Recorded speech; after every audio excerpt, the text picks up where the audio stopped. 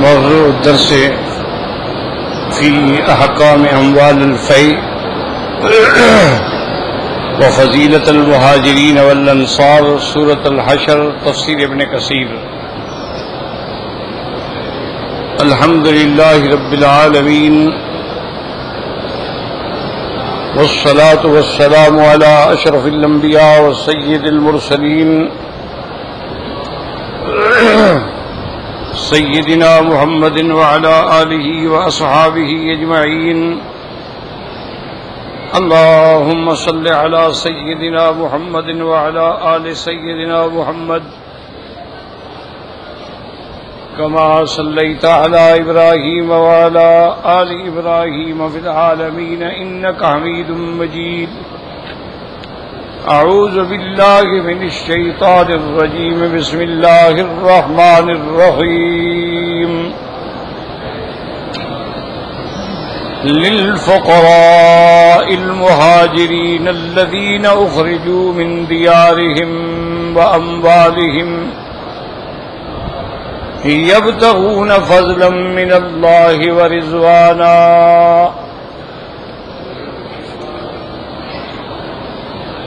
وينصرون الله ورسوله أولئك هم الصادقون.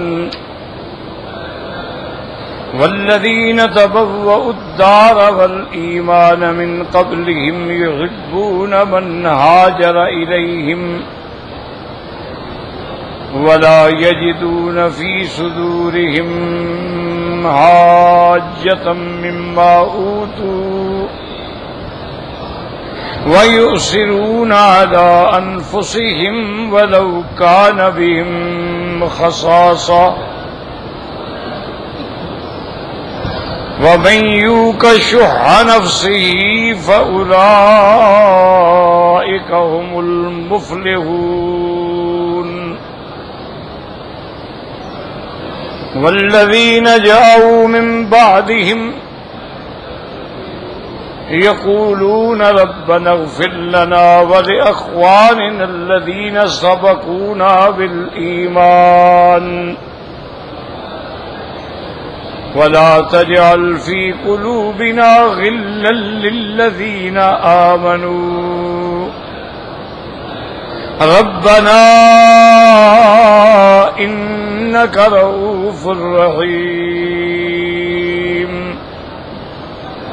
قال المؤلف والمفسر رحمه الله تعالى فقال تعالى والذين تبوأوا الدار والإيمان من قبلهم أي سكنوا دار الهجرة من قبل المہاجرین وآمنوا قبل کثیر منہم.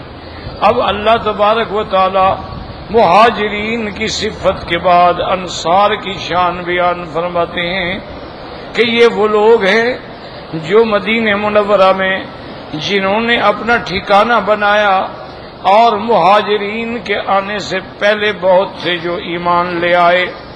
قال عمر رضی اللہ تعالی عنہ وأوصي الخليفة بعدي بالمهاجرين الأولين أن يعرف لهم حقهم ويحفظ لهم كرامتهم وأوصيه بالأنصار خيرا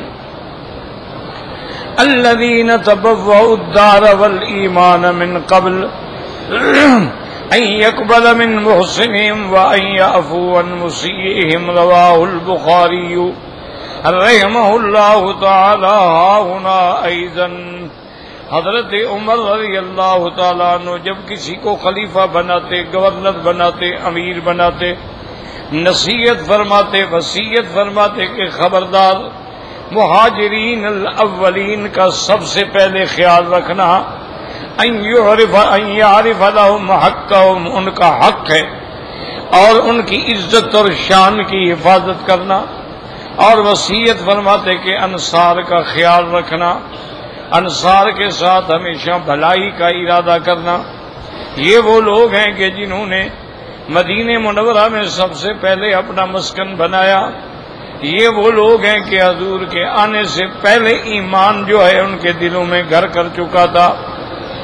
اگر انصار اچھا کام کریں تو قبول کرنا، غلطی ہو جائے تو معاف کر دینا۔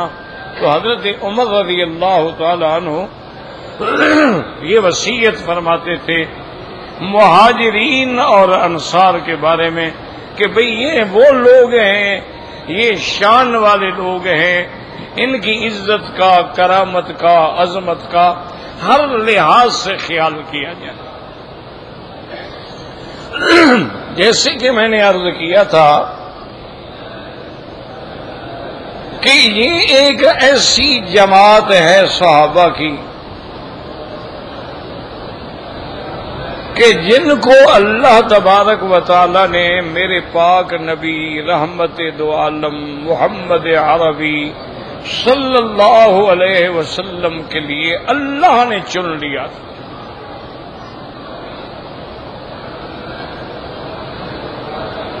اب سیدنا عمر جس کی آپ وصیت پڑھ رہے ہیں،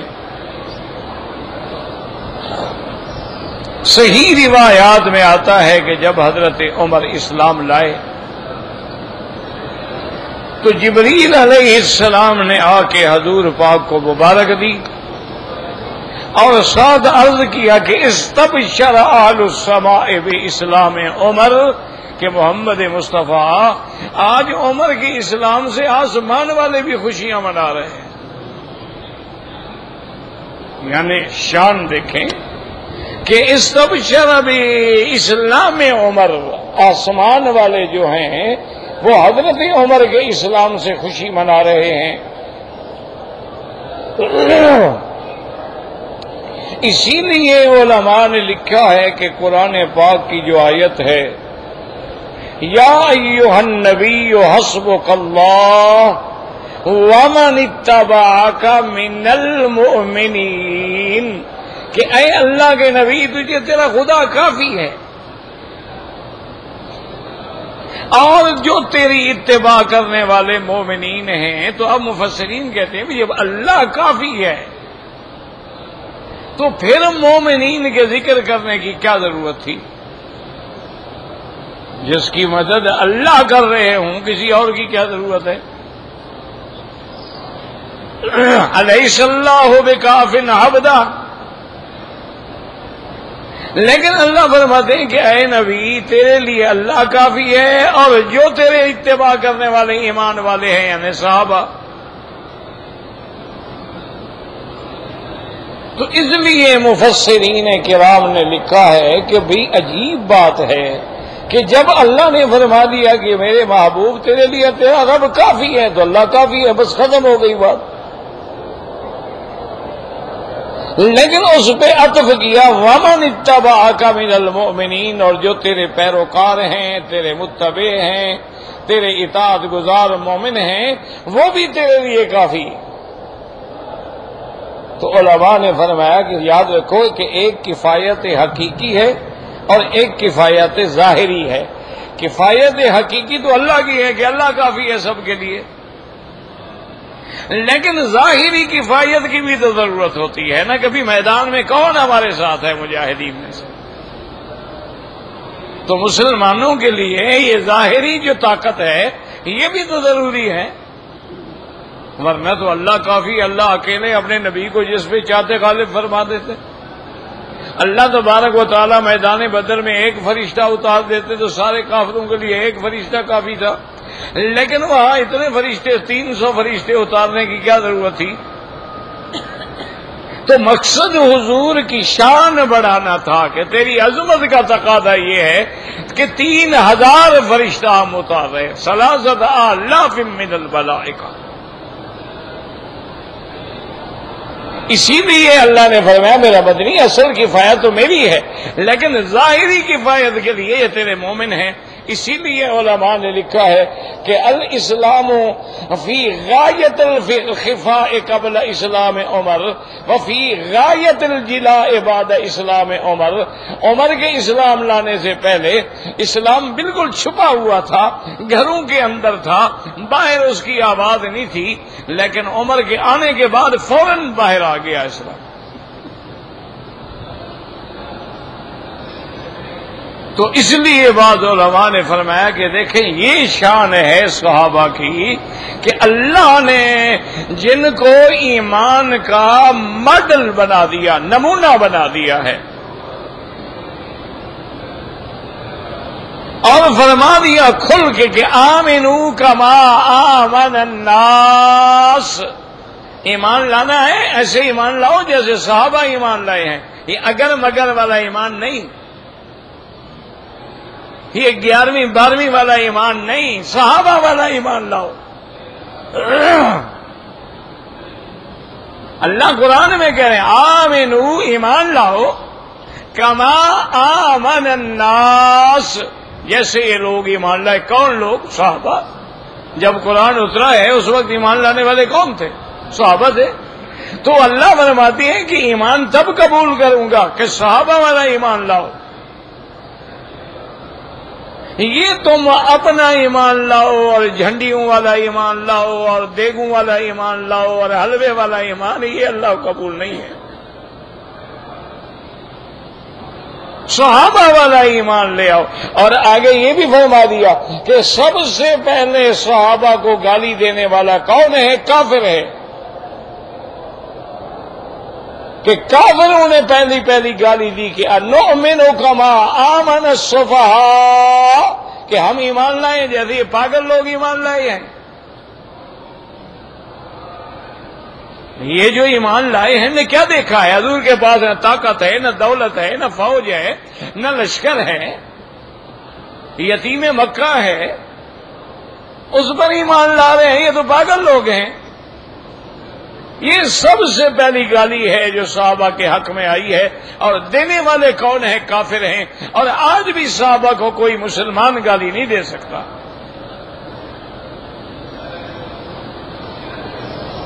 اللہ پاک نے فرمایا میرا مدنی آپ جواب نہ دیں، تیرے یاروں پہ کوئی اعتراض کرے گا تو جواب بھی میں دوں گا عرش سے۔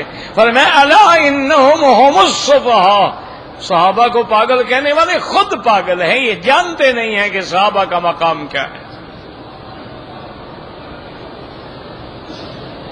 تو اس لیے اللہ تبارک و تعالی نے سرکار دو جہاں کو ایسی جماعت دی تھی، ایسے پروانے دیے تھے، ایسے دیوانے دیے تھے، ایسے فرزانے دیے تھے جن کے سامنے کچھ نہیں تھا، صرف اللہ اللہ کے رسول کی ذات تھی بس۔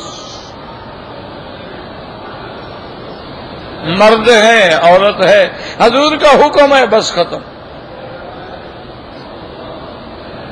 حضور نے فرما دیا یہ کرو ٹھیک ہے، نہ کرو بالکل ٹھیک ہے۔ آپ جانتے ہیں نشہ چھوڑنا آسان کام ہے؟ کتنا ہسپتالیں بنائی جاتی ہیں جن میں جا کے علاج ہوتا ہے، 2 3 مہینے تک آدمی پڑے رہتے ہیں، ان کو زنجیریں ڈالتے ہیں، باندھتے ہیں، انجیکشن لگاتے ہیں، بے ہوش رکھتے ہیں، متبادل دوائیں دیتے ہیں۔ نشہ چھوڑنا آسان تو نہیں، لیکن یہ پروانے ہیں نا۔ حضور نے فرمایا شراب حرام، حرام، بس ختم۔ ہاتھ میں گلاس تھا وہ بھی پھینک دیا، حرام حرام، بس۔ اب یہ نہیں پوچھا کہ جناب اگر ہم نہیں پیئیں گے تو مگر بدن ٹوٹے گا اور مگر بیمار ہو جائیں گے اور یہ ہو جائے گا، نہیں، بس حضور نے فرما دیا، اللہ کہتے ہیں حرام ہے حرام ہے، بس ختم ہوگی بات۔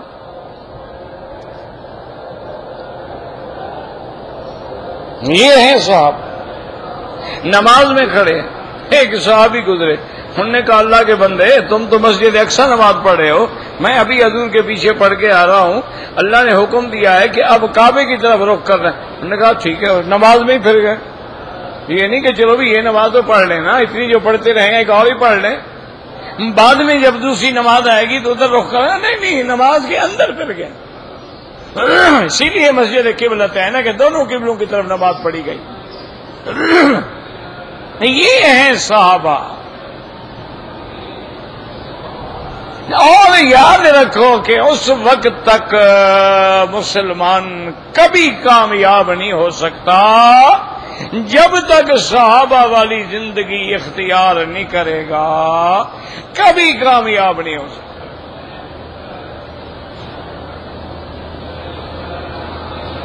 ہماری کامیابی کا راز اسی میں ہے کہ ہم غلام محمد مصطفیٰ بن جائیں. یہ اب سارا قرآن کھول لو. صحابہ نے کتنا سوال پوچھے ہیں حضور سے.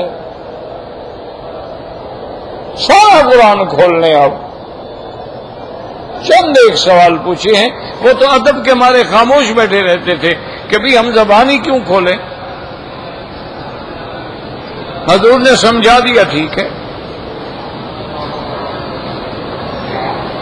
تو اس لیے اب یہاں دو جماعتوں کا ذکر آ رہا ہے، مہاجرین اور انصار. اور انصار وہ خوش قسمت ہیں کہ حج کے موقع پر میرے آقا سرکار دو عالم تشریف لے جاتے تھے، لوگوں کو قرآن پڑھتے، دعوت دیتے، توحید کی طرف بلاتے، لیکن کوئی بات نہیں سنتا تھا.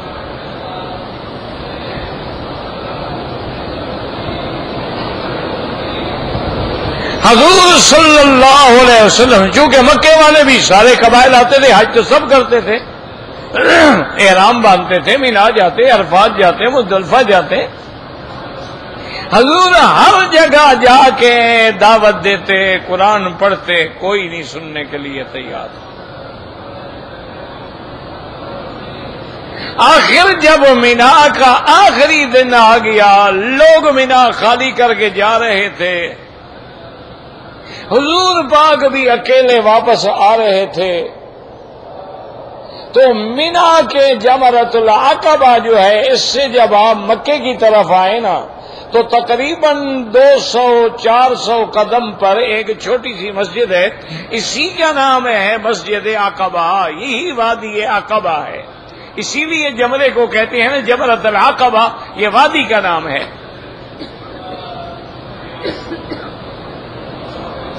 وہاں چند ایک نوجوان کھڑے تھے. حضور نے ان سے پوچھا بھائی کون ہو؟ انہوں نے کہا جی ہم مدینے کے ہیں، حج پہ آئے تھے. حضور نے کہا میری دعوت سنو گے؟ انہوں نے کہا جی سنا دیں، آپ بھی سنا دیں. حضور صلی اللہ علیہ وسلم نے قرآن پڑھا اور اللہ تبارک و تعالی نے ان کے دلوں میں انقلاب لایا، وہ فوراً مسلمان ہو گئے.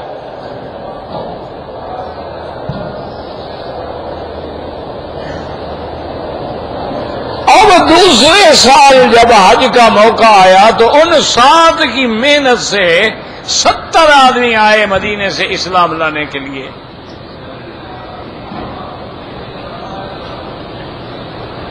پھر بھی اسی وادی عقبہ میں، اسی جگہ میں اکٹھے ہوئے چپکے سے، تاکہ مکے والوں کو پتہ نہ لگے.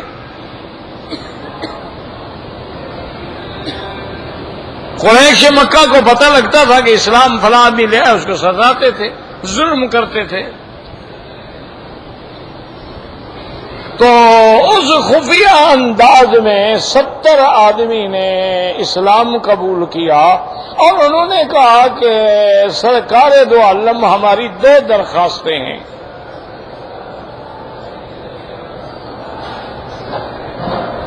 ایک درخواست تو یہ ہے کہ ہمارے لیے کوئی آدمی بھیجیں جو ہمیں اللہ کا قرآن پڑھائے، کیوں قرآن کے بغیر تو ہدایت مل نہیں سکتی نا. لاکھ آپ ڈگریاں حاصل کر لیں، جب تک قرآن نہیں آئے گا کچھ بھی نہیں آئے گا.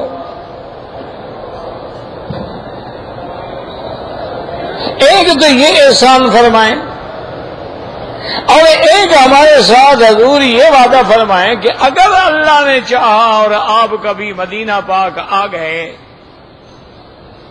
تو ہم آپ سے وعدہ کرتے ہیں کہ ہم اپنی جان، مال، اہل، اولاد، بچے آپ پہ قربان کریں گے، لیکن آپ بھی وعدہ کریں کہ پھر آپ ہمیں چھوڑ کے نہیں جائیں گے. دیکھیں مدینے والے کتنے سمجھدار ہیں، پکی بات کر رہے ہیں نا.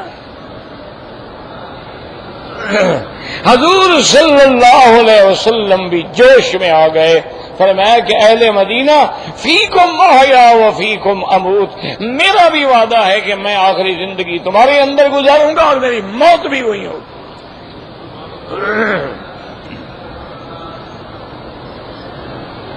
اور حضرت مصعب ابن عمیر کو بھیجا، انہوں نے جا کے پہلا قرآن کا مدرسہ کھولا.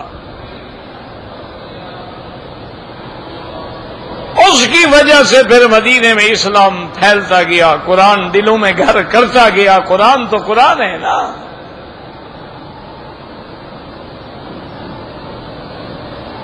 اس لیے جب حضور مدینے گئے ہیں، وہ تو آدھا مدینہ استقبال کے لیے کھڑا تھا.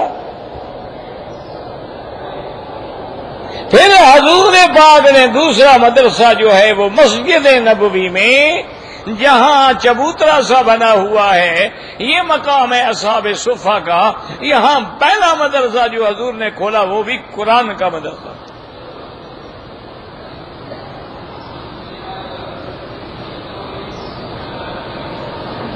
تو اس کے بعد جو ہیں اللہ تبارک و تعالی نے مہاجرین و انصار کو اتنی عظمتوں سے نوازا ہے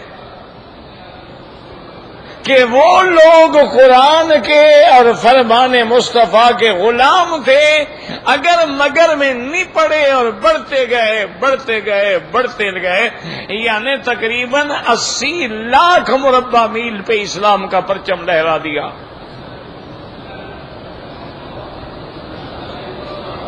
جہاں سے گزرتے گئے اسلام پھیلتا گیا. تاجر گزرے اسلام آ گیا، مجاہد گزرے اسلام آ گیا.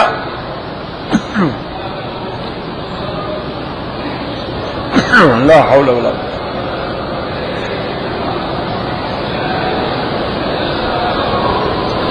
قوة. یہ شان تھی صحابہ کی، جہاں سے گزر ہوتا گیا اسلام آتا گیا.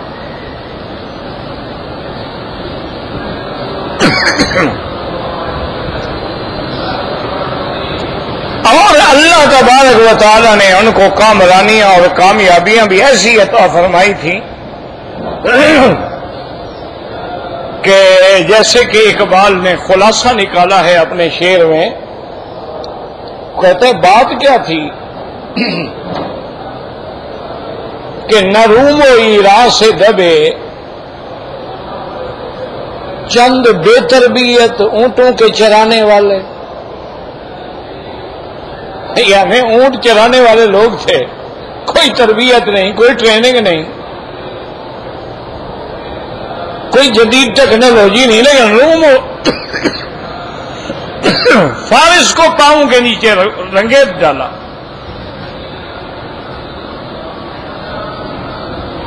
جب روم فتح ہو گیا،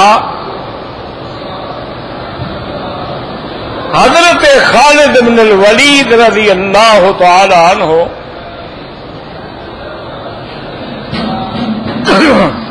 بیٹھے ہیں اپنے خیمے میں، اور روم کا جو ان کا کمانڈر ان چیف تھا وہ بھی گرفتار ہو گیا.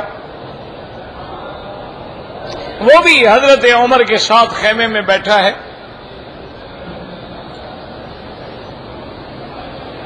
حضرت خالد کے ساتھ بیٹھا ہے تو اس نے کہا کہ خالد بات یہ ہے کہ میں بہادر آدمی ہوں اور بہادر ہمیشہ بہادر کی قدر کرتا ہے. میں نے تمہارا جنگی انداز دیکھا ہے، میں تمہاری بہادری کو، تمہارے دماغ کو، تمہارے تخطیط کو تسلیم کرتا ہوں، لیکن ایک نصیحت کرتا ہوں، خیال رکھنا کہ کبھی کسی رومی کے ہاتھ سے کوئی کھانا پینا ہو تو نہیں کھانا.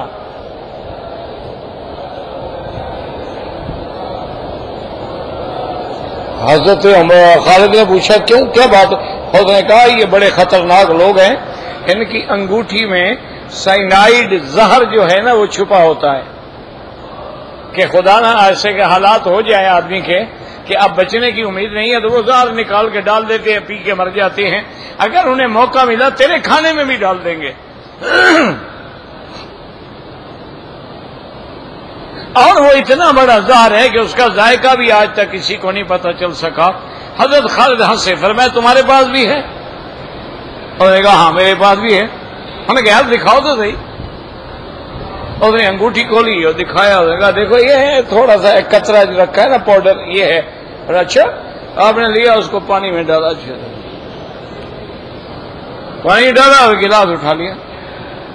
بسم اللہ الذی لا یضر مع اسمہ شیء فی الارض ولا فی السماء وهو السمیع العلیم. او پکڑنے لگا, انہوں نے کہا کیا کر رہے ہو؟ انہوں نے کہا ٹھہرو, بس بیٹھ رہو تم اپنی جگہ. پی گیا.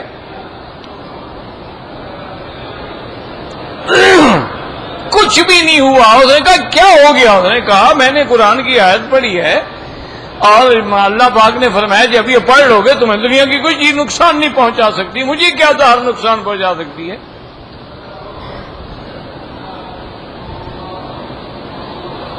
آج تم پڑھ کے ذرا زہر کھا دیکھو. صرف ایک آیت نہیں, سارا قرآن پڑھ کے کھا کے دیکھ لو. جب زبان ہی گندی ہے تو اثر کیا ہوگا؟ زبانیں پلید ہیں, اندر حرام ہے. حضرت عبداللہ ابن عمر کے پاس ایک آدمی آیا اور اس نے کہا کہ حضرت یہ کیا بات ہے, صحابہ کے زمانے میں بیمار ہوتے تھے, بس فاتحہ پڑھتے دم کرتے ہم ٹھیک ہو جاتے تھے. اب ہم فاتحہ بھی پڑھتے ہیں اور آیتیں بھی پڑھتے ہیں, شفا نہیں ہوتی ہے. حضرت نے فرمایا بیٹا قرآن وہی ہے, سورت فاتحہ وہی ہے, صحابہ والی زبان کہاں سے لے آئے؟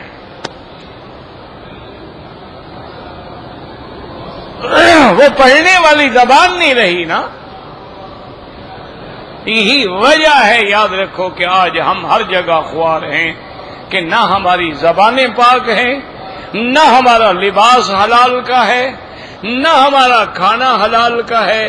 ہر گھر میں سود ہے, ہر گھر میں رشوت ہے, ہر گھر میں ظلم کا مال ہے, ڈاکے کا مال ہے. جو جتنا بڑا ڈاکو ہے اتنا بڑا معزز آدمی ہے. اگر کسی نے بکری چرا لی تو چور ہے, لیکن اگر سارا ملک چرا کے کھا جائے تو لیڈر ہے. سوچ انا للہ و انا الیہ راجعون, اس کے سوا اور ہم کیا پڑھ سکتے ہیں؟ اس لیے مفسر رحمت اللہ علیہ فرماتے ہیں کہ حضرت عمر رضی اللہ تعالی عنہ جو ہیں وہ نصیحت فرماتے تھے کہ انصار اور مہاجرین کی عظمتوں کا خیال رکھا جائے. قوله تعالی یحبون من ہاجر الیہم ای من کرمہم وشرف انفسہم یحبون المہاجرین ویواسونہم باموالہم. اللہ فرماتے ہیں یہ مدینے والے ایسے ہیں جو ان کی طرف ہجرت کر کے آتا ہے, یحبون, اس سے محبت کرتے ہیں, کیونکہ ان کا نفس جو ہے اتنا شریف ہے, ان کے اندر اتنا کرم ہے.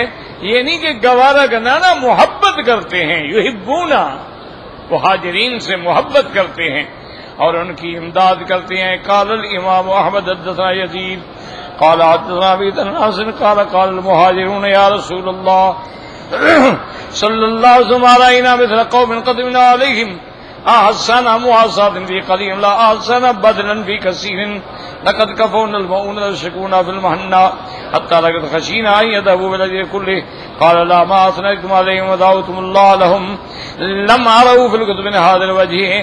اب جناب مفسر رحمت اللہ علیہ فرماتے ہیں کہ مہاجرین صحابہ حضور کی خدمت میں آئے اور انہوں نے آ کے عرض کیا کہ یا رسول اللہ صلی اللہ علیہ وسلم, ہم نے ایسی قوم نہیں دیکھی ہے اتنی بہتری کے ساتھ خبرگیری کرنے والی, اتنا اپنی طرف سے ہمارے لیے خرچ کرنے والے.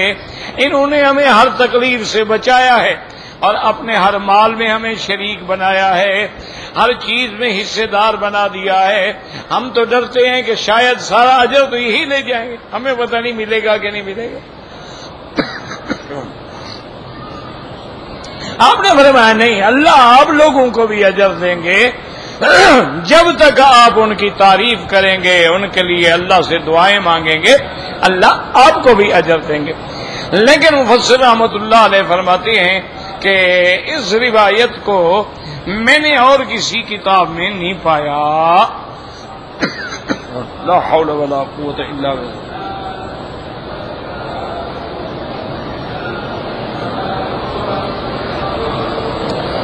وقال البخاری رحمہ اللہ تعالی حدثنا عبد الله بن محمد قال حدثنا سفیان عن یحییٰ بن سعید سمع انس بن مالک رضی اللہ تعالی عنہ حين خرج معه الى الولید قال دعا النبي صلى الله عليه وسلم الانصار ان يقطع لهم البحرين قالوا لا الا ان تقطع لاخواننا من المهاجرين مثلها قال اما لا فاصبروا حتى تلقوني فانه سيصيبكم اثره تفرد به البخاری رحمہ اللہ تعالی من هذا الوجہ. حضرت انس بن مالک فرماتے ہیں، یحییٰ بن سعید فرماتی ہیں کہ میں نے انس بن مالک سے سنا کہ جب وہ ولید کے ساتھ نکلے، سرکار دو عالم صلی اللہ علیہ وسلم نے انصار کے صحابہ کو بلایا اور آپ نے فرمایا کہ میرا ارادہ ہے کہ بحرین فتح ہو گیا ہے، وہ بحرین کا علاقہ جو ہے میں انصار کے لیے مقرر کر دوں. انہوں نے کہا نہیں یا رسول اللہ، ہم نہیں لیں گے جب تک کہ آپ مہاجروں کو نہیں دیں گے. جتنا آپ ہمیں دینا چاہتے ہیں اتنا پھر مہاجروں کو بھی دیں، ورنہ ہم لینے کے لیے تیار نہیں ہیں. حضور پاک صلی اللہ علیہ وسلم بڑے خوش ہوا، انہوں نے فرمایا اچھا اگر ایسی بات ہے پھر صبر کرو، حتیٰ کہ پھر تم حوض میں آؤ گے انشاءاللہ تبارک و تعالی، اور اس کا بدلہ جو ہے اللہ تبارک و تعالی تم کو عطا فرمائیں گے. وقال البخاری حدثنا حکم النافع حکم نافع قال اخبرنا شعیب قال حدثنا ابو الزناد عن الاعرج عن النبي رضي الله تعالى عنه قال قال الانصار اقسم بيننا وبين اخواننا النخيل قال لا فقال تكفون المؤونة ونشرككم في الثمرة قالوا سمعنا وأطعنا تفرد بدون مسلم ولا يجدون في صدورهم حاجة مما أوتوا أي ولا يجدون في المهاجرين وفضلهم به من المنزلة بالشرف والتقديم والذكر والرتبة. اس میں آتا ہے کہ قالت الانصار، انصاریوں نے کہا کہ آپ ہمارے جو باغ ہیں نا ان کو تقسیم کر دیں، جتنا میرے پاس مثلا 4 کھجوریں ہیں 2 مہاجر کو دے دیں 2 میرے پاس رہنے دیں. لیکن مہاجر نے کہا کہ نہیں، ہم بھی یہ گوارا نہیں کرتے، بس آپ ہماری مدد کریں اور ہم تمہارے کھجوروں کے پھل میں شریک ہو جائیں گے. یہ نہیں کہ ہم کھجوریں بھی لے لیں، باغ آپ کا رہے گا، ہم تمہارے باغ میں کام کریں گے اور تم ہمیں اپنے پھل میں شریک کر دینا، لیکن باغ جو ہے وہ تمہارا ہوگا. اس کو امام مسلم رحمت اللہ علیہ نے ذکر کیا ہے، اور اللہ نے فرمایا یہ انصار جو ہیں وَلَا يَجِدُونَ فِي صُدُورِهِمْ حَاجَةً مِمَّا أُوتُوا، ان کے دل میں جو کچھ ہے ان کو دل میں حسد ہی نہیں ہے کہ اللہ نے مہاجرین کی اتنی شان بیان فرمائی، مہاجرین کا ذکر پہلے آیا، مہاجرین کی عظمت زیادہ ہے، ان کے دل میں کوئی حسد نہیں ہے. وہ سمجھتے ہیں کہ مہاجر ہیں، ان کی شان بھی ہماری شان ہے اور ہماری شان جو ہے وہ بھی ان کی شان ہے. قال الحسن البصری رحمہ اللہ تعالی ولا یجدون فی صدورہم حاجتن. حسن بصری رحمۃ اللہ علیہ فرماتے ہیں حاجتن کا معنی حسد، کہ ان کے دل میں کوئی حسد نہیں تھا. کالا قتادہ یعنی فیما اوتی اخوانہم، کہ جو مہاجرین کو ملا ان کو حسد ہو، بالکل نہیں حسد. وقذا قال ابن زید ومما يستدل به على هذا المعنى ما رواه الامام احمد حيث قال حدثنا عبد الرزاق قال حدثنا معمر عن الزهري عن انس رضي الله تعالى عنه قال كنا جلوسا مع رسول الله صلی اللہ علیہ وسلم وقال یطلع علیکم الان رجل من اہل الجنہ. حضرت انس فرماتی ہیں کہ ہم حضور کی خدمت میں بیٹھے تھے، حضور نے فرمایا ابھی ایک بندہ آئے گا وہ جنتی ہے. فطلع رجل من الانصار، ایک انصاری آئے، تنزف لحیته من وضوئه قد علق علیہ بیدہ الشمال، اس نے بائیں ہاتھ میں جوتے اٹھائے ہوئے تھے، تازہ وضو کر کے آ رہے تھے تو داڑھی مبارک سے پانی کے قطرے گر رہے تھے. فلما کان الغد، دوسرے دن بھی حضور پاک نے اسی طرح فرمایا کہ ابھی ایک بندہ آئے گا جو جنتی ہے. فطلع ذلك الرجل مثل المرة الأولى، دوسرے دن بھی وہی بندہ آیا. فلما کان فی اليوم الثالث، جب تیسرے دن ہم بیٹھے ہوئے تھے تو حضور پاک نے پھر تیسرے دن بھی وہی بات فرمائی، اور خدا کی شان ہے کہ وہی بندہ آیا. فلما قام رسول اللہ صلی اللہ علیہ وسلم، جب حضور تشریف لے گئے، تبعہ عبداللہ ابن عمرو بن العاص، وہ ان کے پیچھے چلے گئے. فقال انی لأحببت ابی فاقسمت انی لا ادخل علیہ ثلاثا، کہ میں نے 3 دن کے لیے داخل نہ ہوں گا. فإن رأيت أن تؤويني إليك حتى تمضي فعلت قال نعم، انہوں نے کہا کہ 3 دن مجھے اپنے پاس رکھ لو گے؟ انہوں نے کہا رکھوں گا. قال وكان عبد الله يحدث انه بات معه تلك الليالي الثلاث فلم يره يقوم من الليل شيئا غير انه اذا تعارض قلب على فراشه ذکر اللہ وکبر حتی یقوم لصلاۃ الفجر. وہ کہتے ہیں میں اس کے گھر میں رہا، میں نے تو نہیں دیکھا کہ اس نے کوئی خاص عبادت کی ہو. ہاں البتہ یہ تھا کہ جب بھی اس کی پہلو بدلتا نیند میں یا نیند کھلتی تو کہتا اللہ اکبر لا الہ الا، بس اس کے بعد پھر سو جاتا تھا. کوئی نفلیں نہیں، کوئی عبادت نہیں. میں حیران ہو گیا کہ اتنا عبادت بھی نہیں، اور حضور 3 دفعہ فرما چکے ہیں یہ جنتی ہے.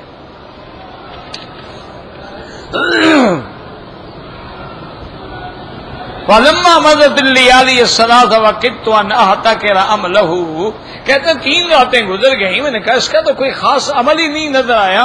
قلت یا عبداللہ، میں نے کہا اللہ کے بندے مجھے بتاؤ، بینی و بین ابی غضب ولا حجرا ولكن سمعت رسول يقول لك 3 مرات، میں نے 3 دفعہ حضور سے سنا ہے یطلع علیکم الان رجل من اہل الجنة فطلعت انت 3 مرات، اور 3 دفعہ تو ہی آیا. فأردت أن آوي إليك لأنظر ما عملك فأقتدي به، میں 3 راتیں اس لیے رہا تاکہ تیرا عمل دیکھوں اور میں بھی وہی عمل کروں. لیکن میں نے تو نہیں دیکھا کہ تم کوئی خاص عمل کرتے ہو اور یا کوئی خاص عبادت کرتے ہو. میں فمن الذي بلغ بك، تو اس مقام پہ تمہیں کس عمل نے پہنچایا ہے؟ ما قال رسول قال ما هو إلا ما رأيت فإلا ما رأيت فلما وليت دعني فقال ما هو إلا ما رأيت غير أني لا أجد في نفسي لأحد من المسلمين غشا ولا أحسد أحدا على خير آتاه الله إياه. قال عبد الله فهذه التي بلغت بك وهي التي لا تطاق. کہتے ہیں کہ جب میں جانے لگا تو اس نے مجھے بلایا، اس نے کہا بیٹا آؤ، تو میرے پاس کوئی عمل نہیں ہے، لیکن ساری زندگی میں نے کسی سے حسد نہیں کیا، ساری زندگی میں نے کسی کی خیر کو دیکھ کے دل کے اندر کوئی جلن نہیں محسوس کیا ہے، اور نہ میں نے کبھی کسی کو دھوکہ دیا ہے. تو حضرت انس کہتے ہیں میں نے کہا ہاں یہی وہ عمل ہے جس کی وجہ سے اللہ نے تمہیں اس مقام پہ پہنچایا ہے کہ تمہیں زندگی میں حضور نے جنت کی بشارت عطا فرما دی ہے. ورواه النسائی فی اليوم واللیلۃ عن سوید بن نصر بن مبارک عن معمر به وهذا اسناد صحیح على شرط الصحیحین، لیکن رواه عقیل وغیر من الزہری عن رجل عن انس واللہ اعلم. تو یہ صحیح سند کے ساتھ اور صحیح روایت کے ساتھ یہ حدیث موجود ہے. تو معنی یہ ہے کہ انصار ہوں یا مہاجرین، ان کے دلوں میں کوئی حسد نہیں تھا، کوئی غل نہیں تھا، کوئی غش نہیں تھا، بلکہ مومنین کے لیے دعا کرتے تھے فاغفر لنا فاغفر لاخواننا الذين سبقونا بالایمان ولا تجعل في قلوبنا غلا للذين آمنوا ربنا انك رؤوف رحیم. واللہ اعلم.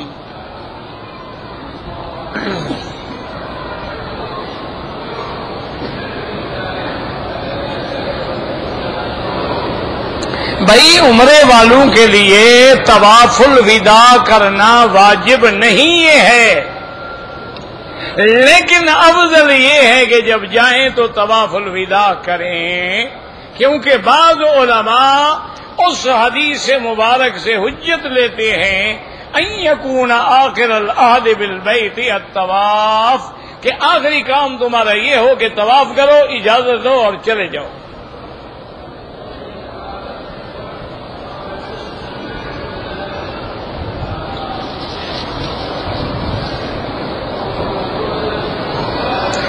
کہتے جی کہ اب جو دنیا میں تبلیغ کا کام ہو رہا ہے یہ سنت ہے؟ نہیں جناب، یہ تو واجب ہے، بلکہ فرض کے درجے پہ ہے، کیونکہ اللہ نے نبی پاک کو حکم دیا کہ بلغ،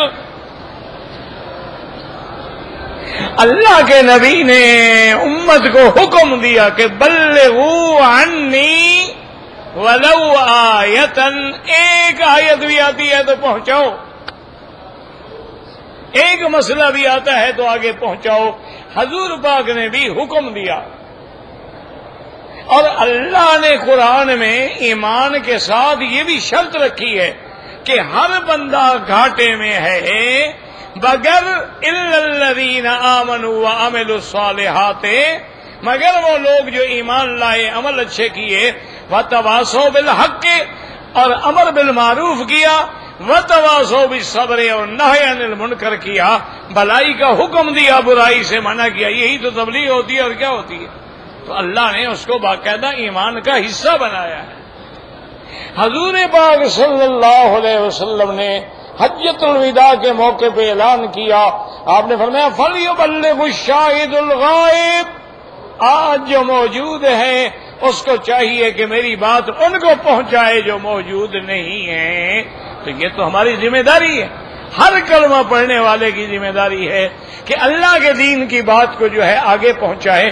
ایک امریکن لڑکی مسلمان ہوئی، وہ بڑی پڑھی لکھی لڑکی تھی، تو اس نے ایک دفعہ لیکچر میں یہ بھی کہا مسلمانوں سے، اس نے کہا کہ میں مسلمانوں سے پوچھتی ہوں کہ بھئی ہم یہودی گندے ہیں، نصرانی گندے ہیں، فلان ہیں فلان ہے، ہم نے جو چیز بنائی ہے وہ تمہارے گھر گھر میں پہنچا دی۔ انہوں نے کہا گندی چیز ہے سگریٹ، لیکن ہم نے پہنچا دی۔ ہم نے شرابیں بنائی، پہنچا دی۔ ہم نے چائے بنائی، پہنچا دی۔ ہم نے آئس کریم بنائی، پہنچا دی۔ ہم نے بپسی کولا بنایا، پہنچا دیا۔ ہم نے مرنڈا بنایا، تمہیں پہنچا دیا۔ ہم نے سگار بنائے، تمہیں پہنچا دیے۔ ہم نے ہر چیز پہنچائی ہے تمہیں۔ تمہارے پاس جنت دوزخ کے مسئلے تھے، تم نے نہیں پہنچائے، خدا کو کیا جواب دو گے قیامت میں؟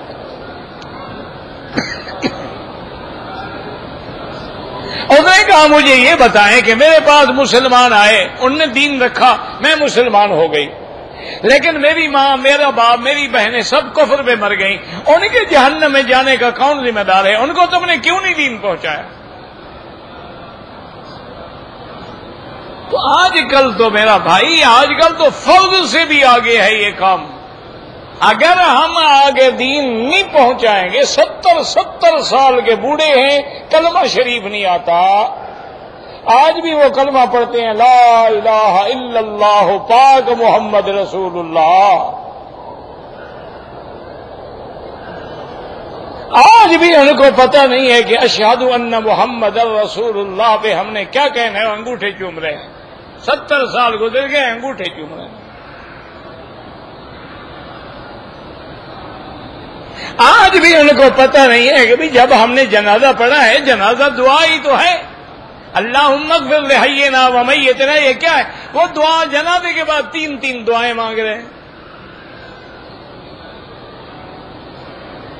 آج تک ان کو پتہ نہیں ہے کہ میت والے گھر میں 3 دن تک کھانا کھانا حرام ہے۔ وہ پہلے دن دیر لگا کے بیٹھ جاتے ہیں، اور آخری تیسرے دن ایک ان کا بندہ مر گیا، ایک اقتصادی طور پہ بھی ان کو مار کے جاتے ہیں، اچھی طرح کل پڑھ کے جاتے ہیں۔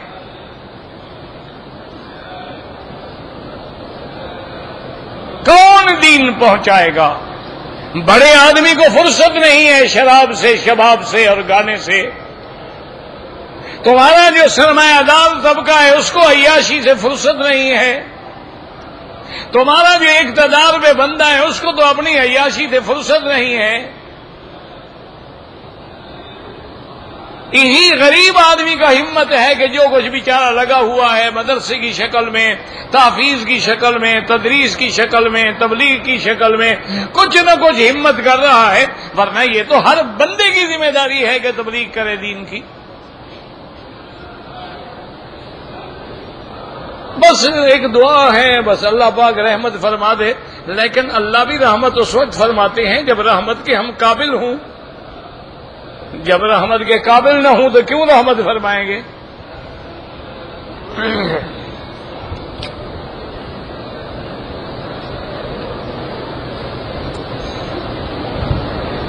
کہتے جی کہ طواف میں اگر پیاس لگ جائے تو پانی پی کے آ کے پھر شروع کرو نا، کیوں پیٹ ہو جائے گی؟ چھوڑ دو گے نا طواف؟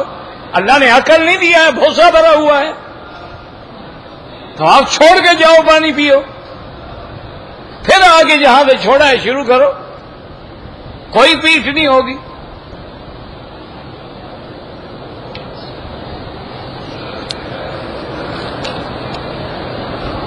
قبر میں حضور کی تصویر نہیں دکھائی جاتی، اگر حضور کی تصویر دکھائی جائے، تم نے پہلے دیکھے ہوئے حضور کے پہچان لوگے؟ کیا خیال ہے آپ کا؟ چلو ابھی مجھے بتا دو کیا ہے حضور کا حلیہ؟ تصویر تو تب پہچان ہوگی نا، پہلے کوئی جانتے ہو؟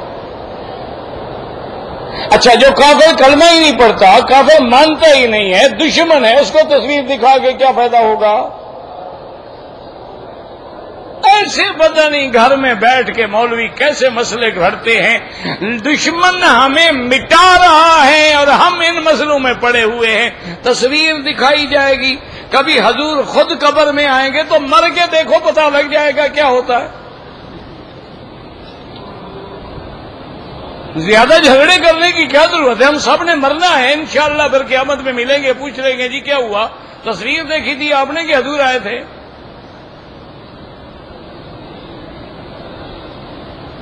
اللہ کے نبی کی امت کو تباہ کر دیا ہے ان جاہل مولویوں نے۔ اسی لیے شیخ الاسلام ابن تیمیہ رحمت اللہ علیہ نے فرمایا تھا، حل افسد الدین الا الملوک سوء احبار و رہبانها، کہ دین کو برباد کرنے والے غلط بادشاہ ہوتے ہیں یا مولوی ہوتے ہیں یا پیر ہوتے ہیں جو دین کو برباد کر دیتے ہیں۔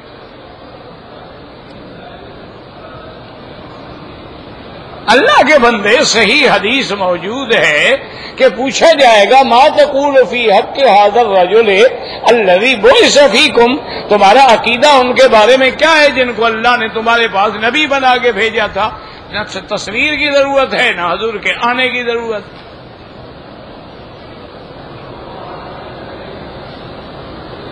کہتے جی کہ مرتے وقت شیطان سے بچنے کا کیا طریقہ ہے؟ پہلے سے دوستی چھوڑ دو، دوستی رکھو گے تو پھر آئے گا اس وقت۔ جب دوستی نہیں ہوگی، دشمنی ہوگی، تو کون آتا ہے دشمن کے پاس؟ شیطان سے دشمنی کرو، انہ لکم عدو مبین، وہ تمہارا کھلا ہوا دشمن ہے۔ تم وہ کام کرو جیسے شیطان بھاگے، جب تم ذکر اللہ کرو گے شیطان کیا کرنے آئے گا؟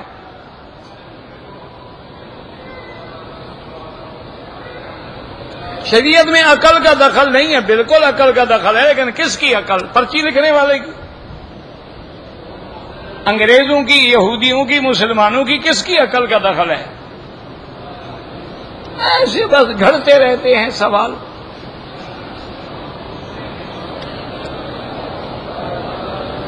اذان کی دعا کے بعد جو وسیلہ ہے، پہلے تو تمہیں یہ بھی نہیں پتا کہ وسیلہ سواد سے لکھا جاتا ہے یا سین سے لکھا جاتا ہے، پرچی لکھنے کے لیے فارغ بیٹھے ہوئے ہو، تمہیں لفظ وسیلہ لکھنا بھی نہیں آتا تو مسئلہ کیوں پوچھتے ہو؟ وہ وسیلہ جو ہے وہ تمہارا واسطہ وسیلہ نہیں، وہ جنت کا مقام ہے۔ وَبَعَثُ مَقَامًا مَحْمُودًا، آگے تفسیر موجود ہے۔ تم نے کہاں سے وسیلہ بنا لیا؟ اچھا وسیلہ تم نے پکڑنا ہے، وہ تو دعا ہے آت محمد الوسیلہ تا، اللہ محمد مدنی کو وسیلہ عطا فرما، یہ تو نہیں کہ ہمارا وسیلہ بنا۔ خدا کا خوف کرو، کیوں جاہل مولویوں کے پیچھے لگ کے نبی کی حدیثوں کو بھی چھوڑ دیا ہے؟ وہ تو الٹا تم دعا کر رہے ہو، ہر دعا میں نبی پاک نے فرمایا ہر اذان کے بعد میرے لیے دعا کرو، کیوں کہا؟ تاکہ تمہیں پتہ لگ جائے کہ شرک سے بچو۔ جب نبی کہتا ہے میرے لیے دعا کرو، سمجھ آ گیا کہ ہم کسی اور سے دعا نہیں کر سکتے۔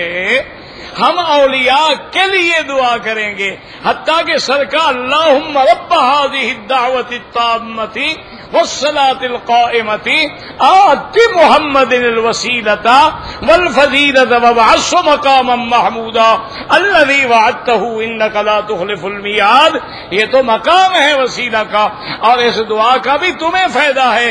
حضور نے فرمایا جب تم میرے لیے دعا کرو گے تو میں بھی تو تمہاری شفاعت کروں گا نا. تم نے اس سے وسیلہ ڈھونڈ لیا ہے ماشاءاللہ. کیا کریں بیچارے جی، ان کا قبر کے بغیر کا کام ہی نہیں ہوتا نا. شیعہ حضرات کا پنچن پاک اور 12 امام ہیں، ان کے پاس کروڑوں پیر ہیں ماشاءاللہ. ان کا آؤ مقابلہ کرو.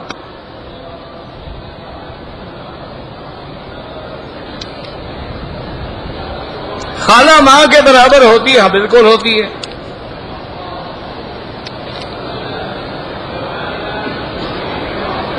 اللہ والے نہیں ہیں جن کو دیکھ کے دنیا بدل جائے. تم جو اللہ والے ہو، تمہیں کس نے پیدا کیا؟ اللہ نے نہیں کیا تو اللہ والے تو ہو گئے. اور اللہ والے کہاں سے لے آئے؟ تم خود اللہ والے ہو ماشاءاللہ. تمہاری پرچیاں لکھ کے دنیا بدل رہی ہے نا. فارغ بیٹھا ہے، پرچی لکھ رہا ہے، سارا دن عالم میں بیٹھا رہتا ہے، کاغذ پھاڑ کے لکھتا رہتا ہے.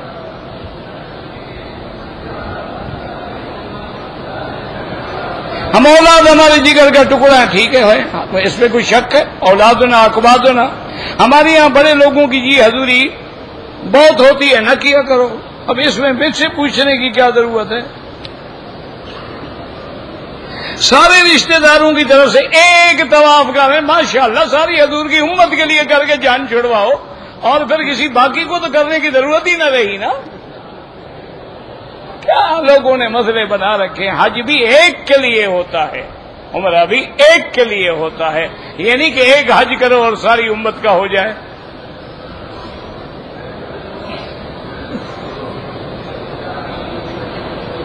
جو لوگ رسول خدا کو حیات مانتے ہیں تو ہر مسلمان حیات مانتا ہے. کون ہے دنیا میں جو مسلمان ہو اور انبیاء کو حیات نہ مانے؟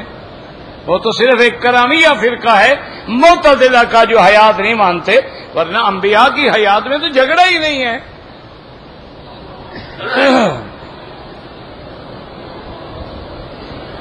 امیر امیر ہو رہا ہے، غریب غریب ہو رہا ہے، تو میں کیا کروں؟ یعنی میرے پاس ملے ہیں ان کو الٹا چلا دوں؟ میں نے کہا نا فارغ بیٹھا ہے، پرچی لکھ رہا ہے. آج مسلمانوں کا امیر کون ہے؟ تم ہو.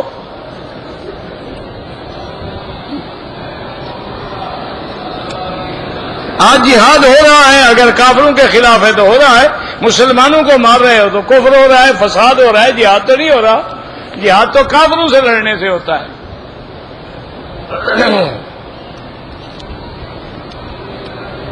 ہمیں کافروں سے کیا گمان رکھنا چاہیے؟ کافر ہیں، دشمن ہیں. خانقاہوں میں جا سکتے ہیں، اگر وہاں اللہ رسول کا ذکر ہے تو جا سکتے ہیں. اگر وہاں گانا بجانا ہے تو نہیں جا سکتے. اب بی بی ہاجرہ نے صفا مروہ دوڑا تھا. آج مردوں کے لیے ہے، عورتوں کے لیے نہیں ہے. کیوں؟ کس نے کہا عورتوں کے لیے نہیں ہے؟ جیسے مرد صفا مروہ دوڑ دے، عورت کو بھاگنا نہیں چاہیے. بس اس وقت بی بی اکیلی تھی، اب تو لوگ ہیں نا.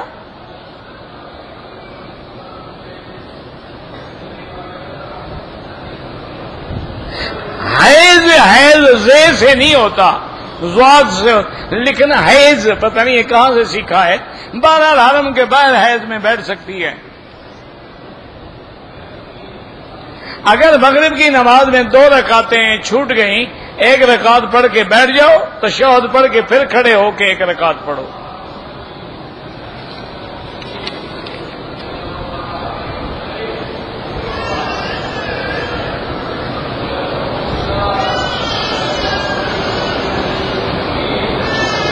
بہرحال توبہ کریں، استغفار کریں، اور اپنا ڈاکٹروں کے پاس جا کے بیماری کا علاج بھی کروائیں.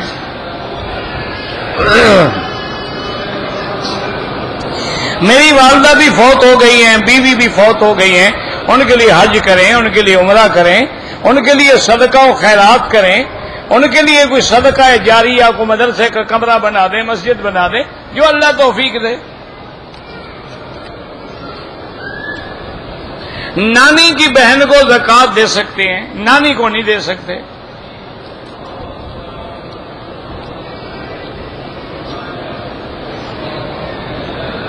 اذ یبایعونک تحت الشجرۃ، یہ مکے اور جدہ کے درمیان ہے، مقام حدیبیہ۔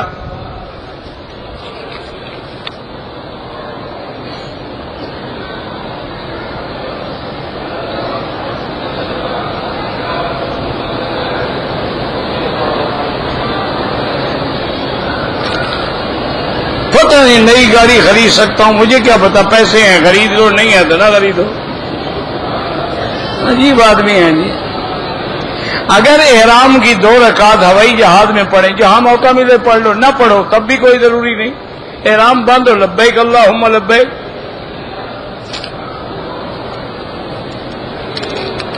میں نے عمرہ کرنا تھا، طواف کیا، صفا نہیں کی، دم پڑ گئی۔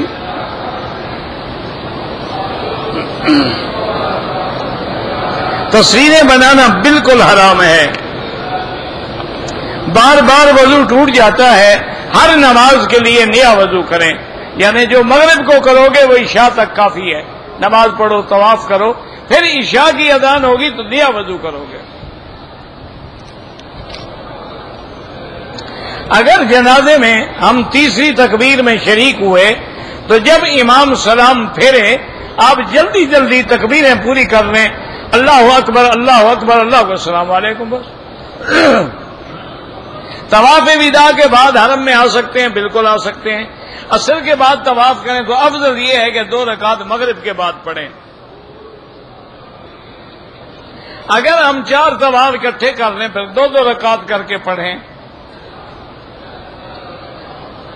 بغیر طواف کے حجر اسود کو چومنا بدعت ہے۔